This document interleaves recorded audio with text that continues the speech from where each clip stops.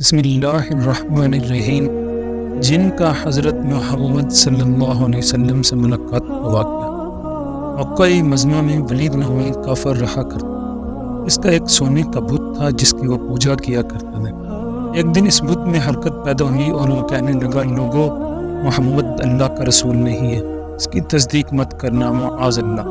ولید بڑا خوش ہوا اور باہر نکل کر اپنے دوستوں سے کہنے لگا، مبارک ہو، آج میرا معبود بولا ہے اور صاف صاف اس نے کہا ہے محمد اللہ کا رسول نہیں ہے۔ یہ سن کر لوگ اس کے گھر آئے اور دیکھا کہ واقعی اس کا بت یہ جملہ دہرا رہا ہے۔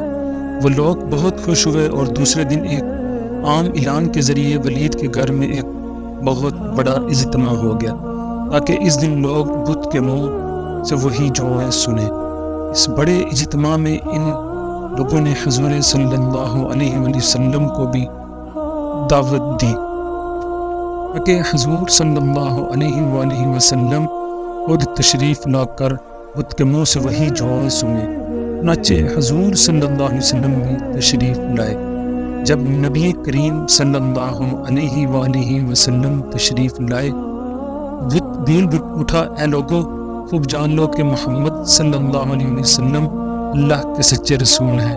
ان کا ہر ارشاد سچا ہے اور ان کا دین حق پر ہے۔ تم اور تمہارے بت جھوٹے ہیں جو تمہیں گمراہ کرنے والے ہیں۔ اگر تم اس سچے رسول پر ایمان نہ لوگے تو جہنم میں جاؤ گے۔ بس عقل مندی سے کام لو اور سچے رسول اللہ صلی اللہ علیہ وسلم کی غلامی اختیار کر لو۔